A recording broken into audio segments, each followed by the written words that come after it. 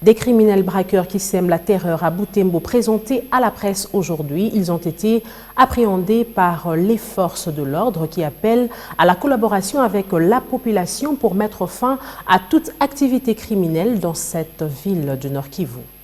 À l'hôtel de ville de Butembo où s'est déroulée la présentation, les présumés criminels y ont été acheminés à bord de 2 minibus et un pick-up de l'armée. 36 au total se sont présentés comme criminels opérés dans différents groupes. D'abord les groupes de criminels encadrés par quelques militaires déserteurs des FARDC, puis les groupes de voleurs en main armée et enfin les groupes de présumés miliciens Mai Mai. Selon le maire de Butembo, Mbusa Kanyamanda Silva, ces groupes de miliciens Mai Mai planifiaient des attaques contre le quartier général de la MONUSCO et les camps militaires des FARDC à Butembo. Ces groupes-là, ce sont des Mai Mai qui, profitant de ces semaines ici de villes mortes, de ces manifestations contre la MONUSCO, qui préparaient une attaque sur la ville, une attaque notre camp de Rwanda, une attaque sur les QG de la MONUSCO. Et le chef de bande de cette équipe de Mai Mai, c'est Mwambaliaki, un certain Mwambaliaki, on ne sait pas si c'est un vrai nom ou c'est un sobriquet. Et la date qui était prévue pour cette attaque contre la ville, c'était le 15 de ce mois d'avril.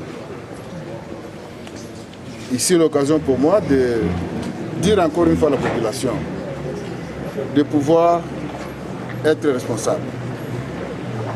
Nous pouvons penser qu'on est en train de réclamer X choses, mais derrière ça, on est infiltré avec d'autres qui planifient d'autres actions que vous n'avez même pas préparées. Et qu'imaginez-vous si la ville était attaquée le 15, au nom de ces manifestations contre le départ de la MONUSCO, qui serait responsable?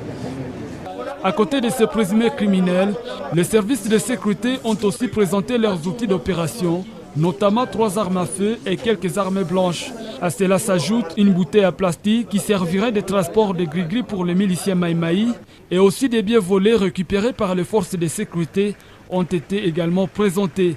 L'autorité urbaine appelle la population au calme car la menace est pour le moment écartée.